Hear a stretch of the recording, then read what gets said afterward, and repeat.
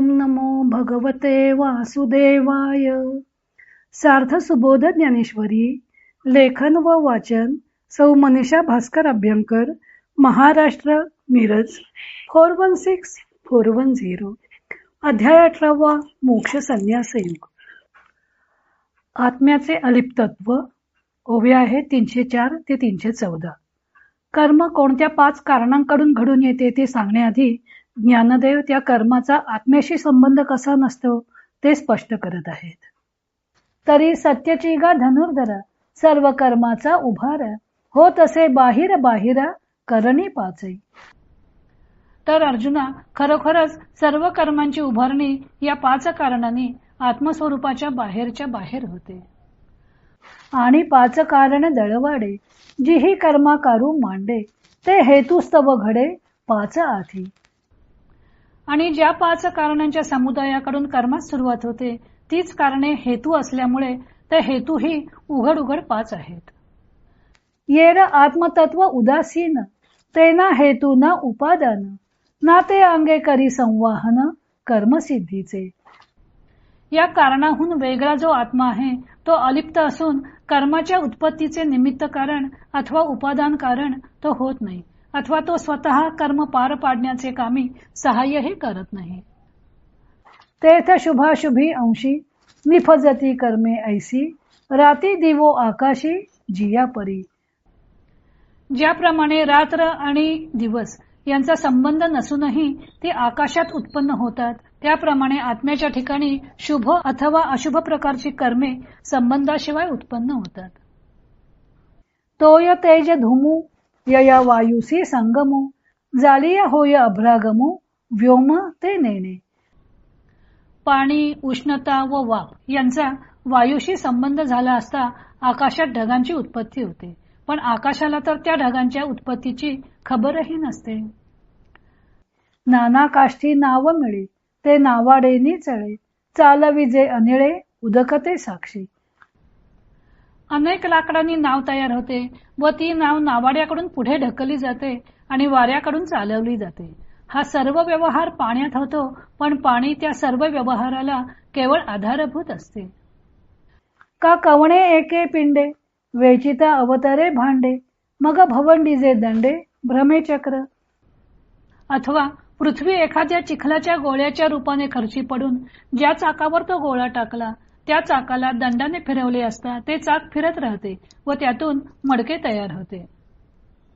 आणि कर्तृत्व कुलालाचे, तेथ काय ते पृथ्वी येचे, आधारा वाचून वेचे विचारी पा. आणि त्या चिखलाच्या गोळ्याचे मडके बनवण्याचे काम कुंभार करतो. आता या चिखलाच्या गोळ्याचे मडके बनवण्यात एका आधाराशिवाय पृथ्वीचे काय खर्च होते विचार कर बरं. हेही असो लोकांची राहाटी होता आघवीय, कोण काम सवितीय अंगा आले. हेही राहू दे. सूर्याच्या उदयाने लोकांचे सर्व व्यवहार होत असताना सूर्याकडे कोणत्या कामाचे प्रत्यक्ष कर्तृत्व आले. तैसे 5 हेतू मिळणी, 5ची ही कारणी, की जे कर्मलतांची लावणी आत्मासीना. त्याप्रमाणे हे 5 हेतू एकत्र झाल्यावर या 5च कारणाकडून कर्मरूपी वेलीची लावणी केली जाते. आत्मा या त्या कारणाहून व क्रियेहून निराळा आहे.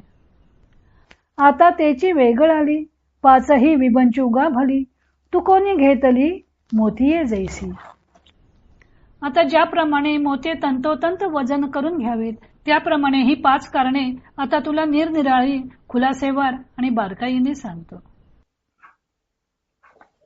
ज्ञानदेव सांगत आहेत की जरी आत्मा कर्म करतो असा त्याच्यावर आरोप केला जातो, तरी वास्तविक 5 कारणांमुळे कर्म घडून येते व त्याची उभारणी बाहेरच्या बाहेर होते, म्हणजे त्याचा आत्म्याशी काही संबंध नसतो. 5 कारणांमुळे कर्म घडून येते व त्याचे हेतू सुद्धा स्पष्टपणे 5च असतात. शास्त्रामध्ये कोणत्याही कर्माच्या सिद्धीसाठी उपादान कारण व निमित्त कारण अशी 2 कारणे सांगितलेली आहेत. ते लक्षात घेऊन ज्ञानदेवाने 5 कारणांबरोबर 5 हेतूचा उल्लेख केलेला आहे. श्लोकात त्याचा उल्लेख नाही. उपादान कारण, कार्यान्वितम कारणम उपादान कारणम, अशी अन्नम भट्टाने उपादान कारणाची व्याख्या केली आहे. उपादान कारण म्हणजे प्रत्यक्ष ज्यामधून कार्य निर्माण होते ते व ज्यामध्ये विलीन पावते ते. कार्याशी तादात्म्य पावलेले कारण हे उपादान कारण. घट निर्माण करण्यासाठी माती, पाणी, चाक, दंड वगैरे पदार्थ आवश्यक असतात. त्यातील मातीपासूनच घट तयार करता येतो. मातीच्या घटाचे मातीशी तादात्म्य असते व ती घटातही अंतर्भूत असते. घट फुटला की पुन्हा तो मातीशी एकरूप होऊन जातो. म्हणून माती हे घटाचे उपादान कारण आहे. लाकडाची खुर्ची तयार करायला लाकूड हे उपादान कारण झाले किंवा वस्त्र निर्माण करण्यासाठी तंतू हे उपादान कारण झाले. दुसरं आहे निमित्त कारण. कार्यानुकूल व्यापारवत कारणम निमित्त कारणम. कार्याच्या उत्पत्तीस अनुकूल असा व्यापार म्हणजे निमित्त कारण. घटादी कार्याच्या उत्पत्तीला अनुकूल असा व्यापार कुंभाराला करावा लागतो, म्हणून ते घटाचे निमित्त कारण आहे. ज्ञानदेवाने पुढे आत्म्याचे अलिप्तत्व वर्णन करताना या हेतूंचा उल्लेख केलेला आहे. ते आत्मतत्व उदासीन असून ते कर्माचे हेतू म्हणजे निमित्त कारण व उपादान कारण होत नाही. कर्माच्या घडामोडींमध्ये आत्मा फक्त साक्षीभूत असतो. तो उपादान कारणही नसतो व निमित्त कारणही नसतो किंवा ते कर्म पार पाडण्यासाठी सहाय्यही करत नाही. हे आत्म्याचे अलिप्तत्व त्यांनी अनेक दृष्टांतांनी स्पष्ट केलं आहे. दिवस व रात्र आकाशात उत्पन्न होतात, त्यांचा आकाशाशी काहीही संबंध नसतो. तसेच आत्म्याच्या ठिकाणी शुभ अथवा अशुभ कर्मे उत्पन्न होतात, आत्म्याचा त्यांच्याशी काहीही संबंध नसतो. पुढचा विज्ञानातील दृष्टांत आहे. पाणी, उष्णता व वाफ यांचा वायूशी संबंध आला की आकाशात ढग निर्माण होतात, पण त्यांचा आकाशाशी संबंध नसतो. अनेक प्रकारच्या लाकडांपासून बनवलेली होडी पाण्यावरून नावाड्याकडून पुढे ढकलली जाते. वायूमुळे ती गती घेते. पाणी फक्त साक्षी असते. कुंभार मडके तयार करण्यासाठी मातीचा गोळा चाकावर ठेवतो. दंडाने ते चाक फिरवतो. कुंभाराच्या कर्तृत्वाने त्या गोळ्याला मडक्याचा आकार प्राप्त होतो, पण तेथे पृथ्वी फक्त आधारभूत असते. सूर्य उगवला की जगाचे व्यापार सुरू होतात. सूर्य प्रत्यक्षात काहीच करत नाही, तो फक्त उगवतो. त्याप्रमाणे 5 हेतू एकत्र आले की 5 कारणांनी कर्म घडते. ज्ञानदेव कर्मरूपी वेलीची लावणी होते असे म्हणतात. एकदा का कर्मवेल रुजली की त्यावर फळधारणा होतेच, परंतु आत्मरूप त्या सर्वांपासून अलिप्तच असते. पुढे ज्ञानदेव भगवद्मुखाने कर्मसिद्धीसाठी आवश्यक असणारी 5 कारणे व हेतू सांगणार आहेत.